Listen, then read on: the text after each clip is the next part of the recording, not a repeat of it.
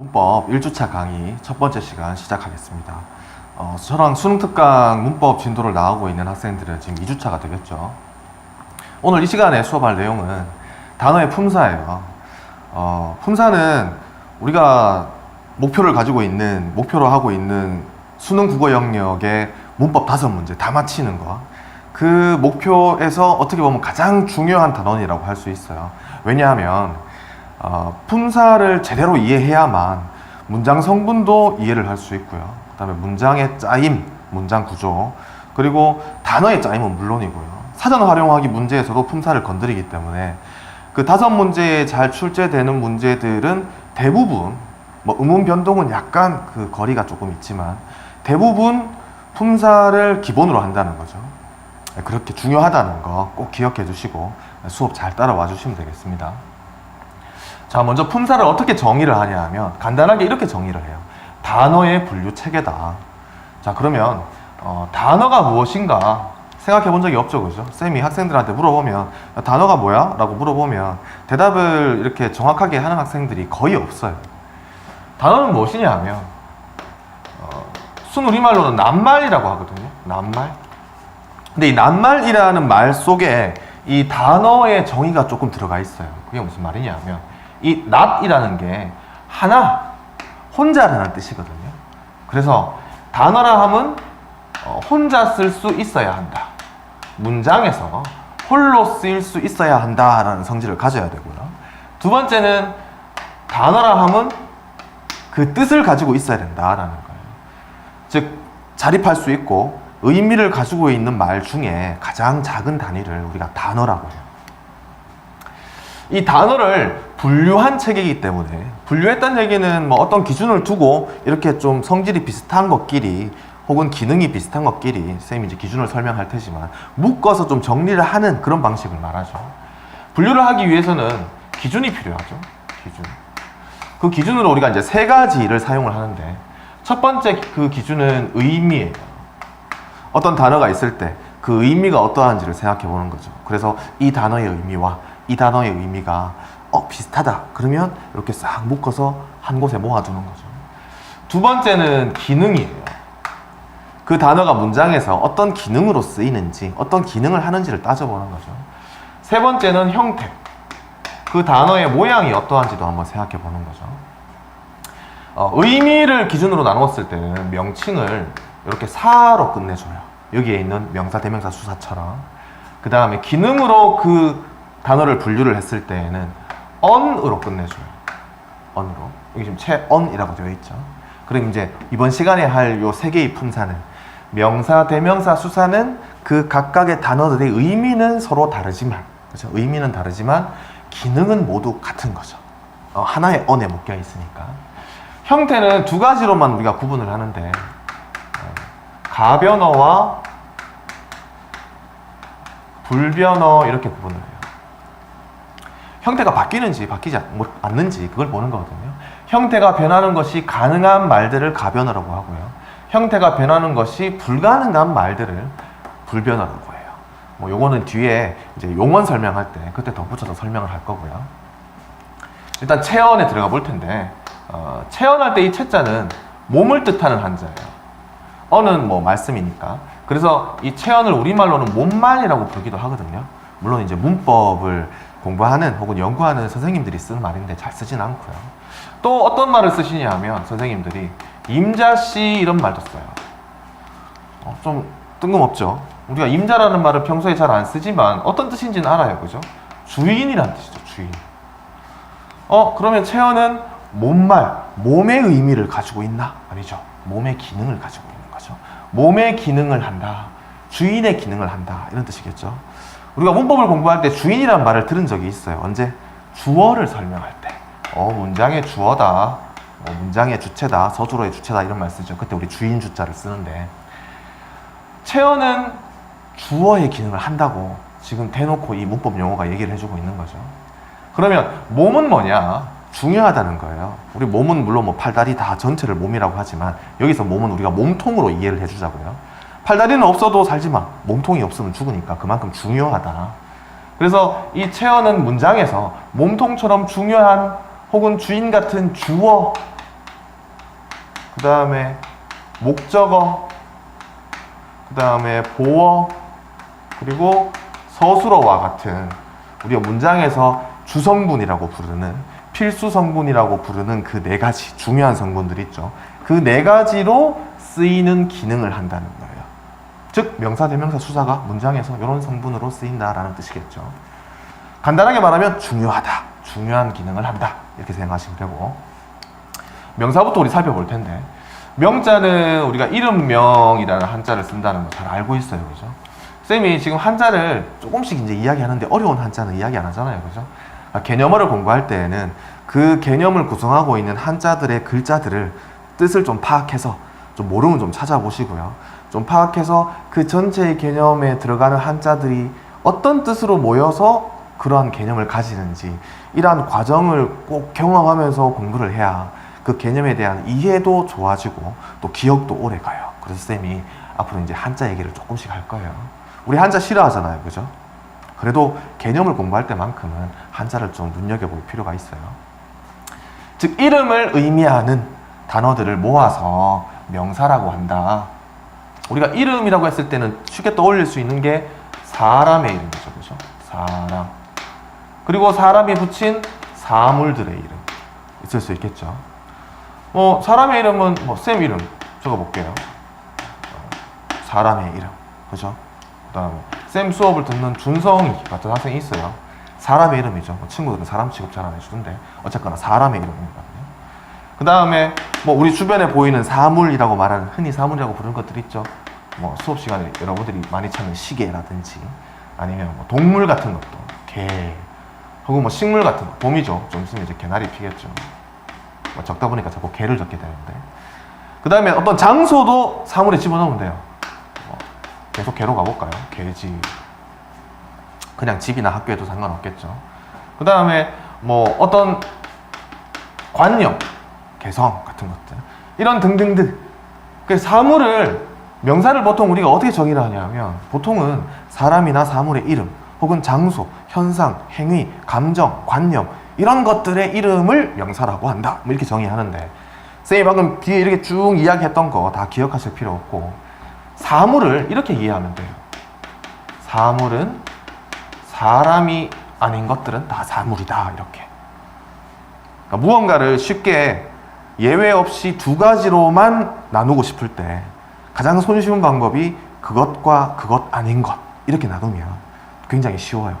쉬운 만큼 굉장히 위험한 방법이기도 한데 여기서는 먹히니까 이렇게 기억하시면 굉장히 편합니다. 이런 것들이 이제 우리가 명사라고 한다는 거죠. 어떤 이름을 의미하는 단어들은. 이 명사를 우리가 조금 구분을 하는데 어떻게 구분하냐면 이런 식의 종류가 있어요. 고유명사, 보통명사, 이렇게 일단 구분을 한번 해볼게요. 고유명사, 보통명사 우리 많이 들어봤죠. 고유명사는 어떤 이름을 의미하냐 하면 특정한 하나의 대상에게만 주어진 이름을 말해요. 특정한 하나의 대상에게만. 보통명사는 보통의 성질, 어떤 성질을 가지고 있는 보통의 여러 개들에 붙여진 이름이거든요. 자, 그러면 쌤이 여기에 하나 써볼게요. 하늘을 3개를 써볼게요. 그 다음에 뒤에 있는 하늘에다가는 쌤이 성을 붙여볼게요.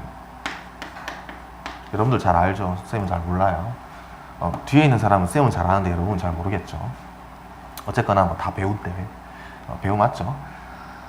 이 하늘이 지금 3군데 있어요, 그죠? 여기도 있고 여기도 있고 여기도 있고.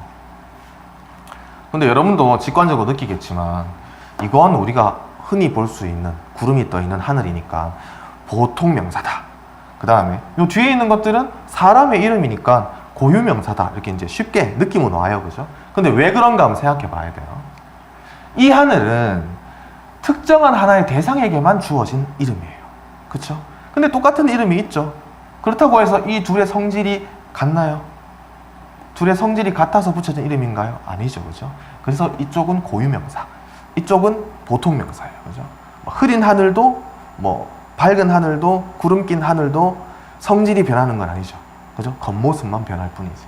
보통명사, 고유명사 이렇게 기억해 주시면 되고. 쌤이 이렇게 고유명사와 보통명사의 차이를 간단하게나마 이렇게 설명을 하는데 이것조차 설명이 길어서 이해하거나 기억하기 귀찮아하는 학생들이 있어요. 그런 학생들이 어떤 방식으로 공부를 하냐면 이거는 그 학생이 국어를 공부하는 데에만 이 국한된 방식이 아니고 모든 과목을 공부를 할 때 제가 실제로 많이 보거든요. 굉장히 복잡한 설명이 있다. 그 다음에 뭐 긴 설명이 있다. 그러면은 자기가 편한 대로 이 긴 것 중에 하나만, 즉 아까 고유명사 설명했을 때 특정한 하나의 대상에만 붙여지는 이름 이라고 딱 이야기를 하면 하나 이렇게만 기억하는 거예요. 고유명사는 하나. 그죠? 보통명사는 어떤 보통의 성질을 가지고 있는 여러 대상에게 붙여진 이름 이러면 여러 개 이렇게만 기억하는 거죠. 그래서 고유명사는 하나, 보통명사는 여러 개 이렇게 이제 간단하게 줄여서 기억을 하는 학생들이 있어요. 그런 학생들한테 쌤이 물어봐요. 다른 그러면 고유명사냐 보통명사냐? 그럼 학생들이 아까 그렇게 공부한 학생들은 다른 하나밖에 없잖아요. 고유명사요 이렇게 얘기하거든요. 근데 아니에요. 다른 보통명사예요.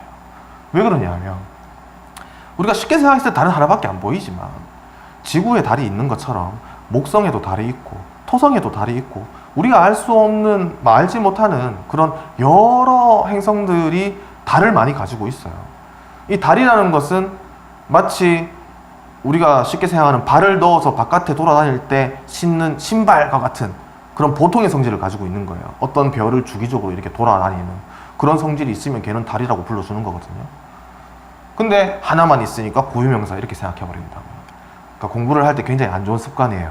복잡한 내용, 복잡한 설명을 단순하게 그냥 만들어버린 거는 공부를 이만큼만 하겠다는 거예요.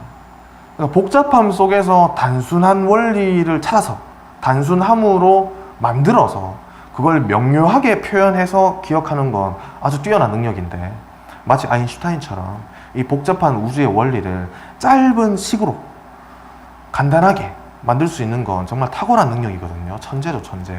근데 아까 쌤이 말했던 그런 습관을 가진 학생들은 복잡한 게 귀찮아서 이만한 걸 요렇게 줄이는 게 아니라 이만한 것 중에 요만큼만 덜어서 요만큼만 공부하겠다는 거예요. 그럼 나중에 이 학생들이 어떤 결과가 일어나느냐, 복잡한 내용들 중에 다른 부분들 가지고 문제에서 막 건드리면 다 틀리는 거예요. 뭐 문제가 조금 활용을 좀 많이 해야 되는, 흔히 우리가 이제 심화 문제라고 하죠. 그런 문제들은 또 접근을 못 해요. 그런 식으로 공부하면 안 되고 처음 공부할 때는 있는 그대로 그렇게 귀찮아하지 말고 그렇게 공부를 해줘야 돼요. 그 다음에 또 어떻게 구분을 우리가 하느냐, 자립명사와 의존명사로 또 구분을 하기도 해요. 근데 쌤이 이렇게 지금 방금 얘기할 때 조금 이상하다라는 생각을 좀 한 학생이 있다면 지금 수업을 처음부터 지금까지 짧은 시간이지만 이렇게 흐름을 타고 있는 거예요. 왜 그러냐? 명사잖아요. 그죠? 쌤이 초반부에 단어의 개념에 대해서 설명을 했죠. 단어가 되기 위해서는 자립할 수 있어야 한다. 문장에서 홀로 쓰일 수 있어야 한다. 그러면 이 단어 중에 명사, 얘는 이미 단어의 자격을 갖추고 있는 거죠. 품사를 받았으니까. 근데 왜 또 앞에 자립이라고 말을 붙여주지? 이상한데 여기에 자립이란 개념이 분명히 들어가 있는데 왜 또 자립이라고 붙여주지? 게다가 얘는 자립이란 개념이 여기 들어가 있어야 되는데 앞에 의존은 뭐지? 안 맞잖아. 이런 생각할 수 있거든요. 물론 그런 생각을 못했더라도 잘 들어보세요. 사실 얘는 뭐 굳이 걸고 넘어지자면 이 안에 있는 개념을 한 번 더 설명을 했잖아. 왜 그래? 불필요하게. 이렇게 생각하고 넘어갈 수 있는데 문제는 이제 밑에 있는 얘죠. 그죠? 왜 의존이 붙어 있냐는 거죠. 자립할 수 있는 단어면서. 왜 그러냐면 이 문법 체계에 하나부터 100개까지 꼭 들어맞는 것들만 모아놓지는 않았어요. 그러니까 문법 체계가 우리가 보기에는 그냥 학교 문법 하나지만 그 문법 체계에 대한 다양한 정리, 다양한 의견, 다양한 시각들이 존재하거든요. 그런 것들 중에서 가장 최적화된, 표준화하기에 가장 객관적인 많은 사람들의 수긍을 받고 인정을 받을 수 있는 그런 문법을 학교 문법이란 이름으로 우리가 배우는 거기 때문에 어떤 것들은 설명이 좀 부족한데 들어와 있는 것도 있고요. 어떤 거는 좀 자격이 좀 부족해 보이지만 또 기존 체계에 넣어둔 것들이 있어요. 가끔 그런 것들이 있어요. 설명 조금만 더 붙이면 기존 체계에 아주 잘 들어맞을 수 있다. 그러면 이제 선택을 해야 되겠죠. 얘를 예외로 둘 것인지 아니면은 얘를 설명을 조금 더 붙여서 기존 체계에 딱 들어오게 할 건지 어느 쪽이 편할지는 생각해 보면 답이 금방 나오죠. 그래서 배우기에 편리한 방향, 그 다음에 또 연구하기에 편리한 방향으로 정리가 되어 있는 거예요. 의존 명사들 중에 쌤이 예를 몇 개 보여줄게요. 어떤 게 있냐면 것이라든가 수라든가 리라든지 바라든지 때문이라든지 이런 것들이 의존 명사예요. 그리고 또 말이라든가 아니면 명이라든지 이런 것들도 의존 명사가 돼요. 혼자 쓸 수 없죠, 문장에서. 그렇죠? 그러니까 자립성이라는 걸 학생들이 가끔 오해할 때가 있어요. 쌤 방금 혼자씩 탁탁 썼잖아요. 이거는 자립성이 아니에요. 문장에서 얘가 홀로 쓸 수 있어야 돼요. 근데 그렇지 않잖아요, 그죠? 근데 앞에 이런 말들을 좀 붙여주면 배가 고픈데 먹을 것이 없어. 코로나 때문에 학원에 갈 수가 없어. 가고 싶은데. 학원에 못 간다니. 그럴 리가 없어. 나는 문법에 대해서 아는 바가 하나도 없는데 집에서 강아지 2마리랑 그냥 시간만 때운다. 친구 한 명이라도 좀 불러볼까? 때문이 빠졌네요, 그죠? 코로나 때문에 혹은 너 때문에 이런 식으로 갈 수 있겠죠.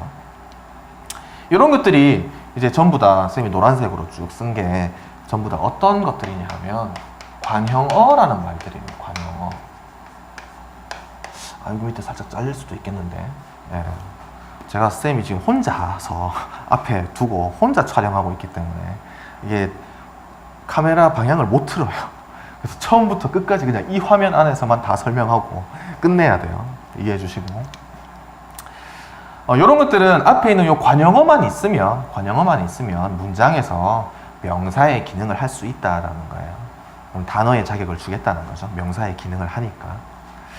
자, 이렇게 일단 구분을 조금 해서 정리를 하시면 될 것 같고 대명사로 넘어갈게요. 대명사는 그 안에 명사라는 말이 지금 방금 우리가 배운 명사라는 품사가 들어가 있죠. 근데 요 대는 무슨 뜻이냐? 여러분이 예상하신 것처럼 대신하다의 뜻을 가지고 있는 대신할 대자예요. 집에 아버지 가끔 회식하시면은 대리운전 타고 오시죠. 운전을 대신해 주는 사람, 그죠? 명사를 대신한다라는 의미예요. 명사를 대신한다. 우리 아까 명사가 어떤 거였죠? 예. 사람의 이름을 대신하거나 대명사가 그렇게 되겠죠. 혹은 사물의 이름을 의미하면 걔네들이 명사였는데 이것들을 대신해 주겠다는 거예요. 대신. 사람의 이름은 대신 해주면 사람인자를 써요. 그래서 인칭 대명사라고 하면 되고요. 사물은 대신 가리키는 의미로 지시 대명사라는 말을 쓰면 돼요. 우리 아까 전에 쌤이 얘기했잖아요. 사물 안에 다 집어넣으면 된다고. 사람 아닌 것들. 그죠? 인칭 대명사는 1인칭, 2인칭, 3인칭 이렇게 있을 수 있겠죠. 나, 우리, 그 다음에 우리를 낮추는 저희. 2인칭은 너, 당신, 그대 이런 것도 쓸 수 있겠죠. 3인칭은 그, 그녀, 그들 이런 것들 전부 다 들어갈 수 있겠죠. 이런 거 이제 쉬우니까 쌤이 따로 안 적을게요. 그 다음에 지시대명사는 사물을 가리키는 이것이나 그것 혹은 저것 이런 단어들이 지시대명사가 될 수 있겠죠. 그 다음에 쌤이 아까 얘기했죠. 장소 같은 것도 사물에 집어넣으면 된다고. 가만히 보니까 얘는 장소라고 보기 좀 그렇네요. 그죠? 어쨌거나 장소를 대신 가리킬 때 여기 혹은 거기, 저기 우리 이런 말 쓰죠. 그죠? 학교 대신에 거기, 집에 가면서 나 여기에 있어. 집에 있으면서 이렇게 보면 모양이 좀 비슷해요. 이거는 이제 우리가 이그저 방식이라고 하는데 이그저라는 이런 방식들의 말들을 우리가 지시라는 말로 표현을 하거든요. 뒤에 이제 넘어가서 우리가 두 번째 시간에 용언 배울 때 거기 형용사에 가면 또 지시 형용사 이런 게 있어요. 그때 쌤이 다시 한번 얘기할게요. 이런 것들 대명사라고 해주고 인칭 대명사, 지시 대명사 일단 여기까지 정리할 수 있겠죠. 그 다음에 또 어떤 게 있냐면 이런 게 있어요. 대명사가 시험에 나오면 거의 지금 여기 쌤이 설명하려는 이게 나와요. 미지칭이라는 게 있고요. 부정칭이라는 것도 있고요. 재규칭이라는 것도 있어요. 이게 뭐냐 하면 쌤이 아까 얘기했죠. 한자를, 개념어를 처음에 공부할 때는 한자를 조금 파악할 필요가 있다. 요것들이 지금 미리칭 어떻게 되어 있는 거냐면, 알지자에 모른다. 알지자에 그렇지 않다. 부정의 의미가 들어가 있는 거거든요. not과 같은 의미예요. 그러면 알지 못하는 대상을 가리킬 때, 그죠? 내가 모르는 대상을 가리킬 때 쓰는 대명사를 미지칭 대명사라고 하면 되고요. 부정칭은 정해지지 않은, 얘도 not의 의미죠, 그죠? 정해지지 않은 대상을 가리킬 때, 둘이 좀 달라요, 그죠? 그 다음에 재기칭은 얘는 다시의 의미예요. 다시 제자예요. 재수한다, 재도전한다 이럴 때 다시의 의미. 귀는 돌아가다 의미죠. 뭐 귀가, 귀향 이렇게. 그러면 다시 돌아가서 가리키는 대명사. 요 대명사를 쓰면 다시 앞으로 돌아가서 어떤 대상을 가리킨다는 뜻이겠죠. 예를 조금 볼게요. 예를 좀 보면 뭐 이런 거 있어요. 누라고 쓰기도 하고 누구라고 쓰기도 해요. 그다음에 뭐 아무 이런 것도 있고요. 무엇 이런 것도 있고요. 어디 이런 것도 있어요. 쌤이 왜 이렇게 미지칭, 부정칭, 재기칭에 딱딱 맞게 얘네들을 딱 분류해서 적어주지 않냐 하면, 얘네들은 그렇게 되는 애들이 아니에요. 왜 그러냐면, 설명 잘 들어봐요. 누가 왔어? 이렇게 해서 만약에 문장을 썼다고 해볼게요. 지금 의문문이에요. 누가 왔어? 이렇게 물어보는 거예요. 이게 상황 맥락에 따라서 여기에 있는 누라는 것이 미지칭으로 쓰일 때도 있고 부정칭으로 쓰일 때도 있어요. 그러니까 정해지지 않은 거예요. 그래서 외우면 안 돼. 만약에 집에 있는데 벨이 딱 울렸어요. 그래서 엄마가 야 누가 왔어? 한번 나가봐 해가지고 내가 딱 나갔어. 문을 딱 열었는데 아무도 없어. 이 벨트를 당한 거죠. 엄마가 물어보는 의미 누가 왔어? 라고 했을 때에는 누군가가 지금 우리 집 앞에서 벨을 눌렀는데, 그죠? 이 누른 사람이 이미 이제 있어요. 우리 집 앞에 벨을 누른 사람이라는 범위가 생겨버렸어요. 그죠? 생겨버렸고, 누가 왔는지 한번 나가봐라. 그죠? 정해지지 않은 사람을 나타내는 거고요. 근데, 누가 왔지? 온 사람이 누군지 나는 모르는데? 이런 의미를 가질 때에는 미지칭이 되는 거죠. 정해지지 않은 누군가라고 얘기할 때, 선생님들이 한 번씩 여러분들한테 이렇게 얘기하죠. 누가 한번 이 책 읽어봐라. 근데 그 누가가 선생님이 모르는 사람으로 의미하는 게 아니잖아요. 정해지지 않은 너희들 중 누군가 한 명이 책을 읽어봐라 이런 의미니까요. 그러니까 내가 알 수 없는 대상이면 미지칭 대명사로 쓰인 거고, 정해지지 않은 누군가를 가리키는 의미면 부정칭 대명사로 쓰인 거예요. 대답도 달라져요. 예를 들어 누가 왔어? 지금 벨 누른 사람 있는 것 같은데, 내가 벨소리 들은 것 같은데 누군가 왔나? 확인 한번 해봐라 라는 의미로 이 질문을, 즉 부정칭으로 썼다면 대답도 네, 아니요로 나와요.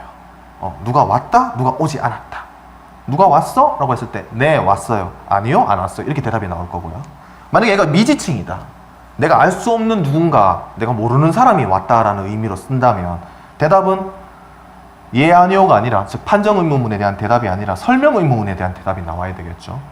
친구가 왔다. 할아버지가 오셨어요. 이렇게. 그러니까 미지칭으로 쓰일 때와 부정칭으로 쓰일 때의 의미도 다르지만 그 대답도 달라지게 되어 있어요. 이게 기출은 여러 번 됐어요. 대명사 문제 나올 때 미지칭과 부정칭 너네 구분할 수 있니? 이런 문제는 여러 번 나온 적이 있어요. 그 다음에 남은 하나가 이제 재규칭인데, 재규칭은 이런 것들이 있어요. 얘는 쌤이 적어줄게요. 옆에다가. 자기라든지, 혹은 저라든가, 당신 이런 것들이 있어요. 준성이는, 아까 준성이 있었죠. 준성이는 자기밖에 몰라 라는 문장이 있다고 했을 때, 그 자기는 앞에 나온 준성이를 다시 돌아가서 가리키는 의미죠. 그 자기는 준성이를 의미하니까. 또 다르게 준성이는 저밖에 몰라 이렇게 할 수도 있겠죠. 근데 이제 주어가 준성이가 아니라 선생님이면 좀 높여야 되는 필요가 있을 때, 그치? 그러면은 선생님은 자기밖에 몰라 하지 않고 선생님은 당신밖에 몰라 이렇게 쓴단 말이죠.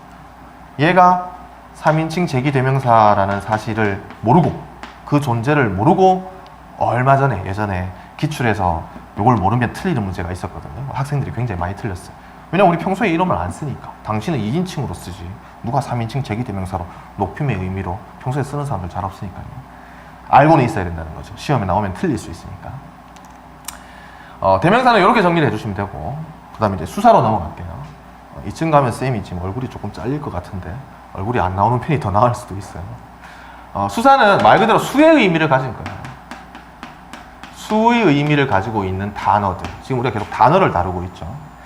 근데 이 수라는 것은 의미가 두 가지가 있어요. 양의, 즉 수량의 의미를 가질 때가 있고 순서의 의미를 가질 때가 있거든요. 그래서 양의 의미를 가지는 그 수사는 양자를 그대로 붙여요. 그대로 붙여서 양수사라고 부르면 되고, 순서를 의미하는 단어 그 수사는 순서수사 이렇게 안 부르고요. 그냥 서자만 딱 떼서 서수사 이렇게 부릅니다. 양수사는 뭐 하나, 둘, 셋, 넷 양수사예요.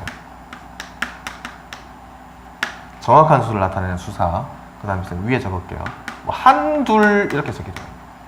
대략적인 하나 될 수도 있고 두 개가 될 수도 있고, 뭐 서너, 대여섯 이런 거 쓰죠. 다 수사예요, 그죠? 수사 중에서 양수사. 그 다음에 서수사는 순서를 했으니까 첫째, 둘째, 셋째, 넷째 이렇게 쭉 가면 다 이제 서수사죠. 제1, 제2, 제3, 제4 이렇게 쭉 가면 서수사죠. 제1은 많이 쓰지만 제2, 제3은 잘 안 쓰죠. 제2는 뭐 제2의 방법이 있다. 플랜 B인 거죠. 제3자가 끼어들지 마라 이렇게 쓰죠, 그죠? 그 다음에 얘도 마찬가지로 뭐 한두째 이런 말 우리 잘 안 쓰지만 있긴 있어요. 대략적인 순서를 나타내는 서수사가 되겠죠. 요까지 명사, 대명사, 수사, 체언을 다 정리를 했고요. 지금 그 수능특강 문법 책으로 화작원으로 쌤이랑 문법 진도를 나가고 있는 학생들은 책에 있는 내용들이랑 거의 유사해요. 유사하고 조금씩 뭐 궁금한 점이 있는 것들은 쌤이 수업 이제 진행되고 난 다음에 개인적으로 이제 피드백을 해줄 테니까 걱정하지 마시고, 체험 요까지 첫 시간 정리하고 두 번째 시간 이제 용언으로 다시 이어서 계속 갈게요.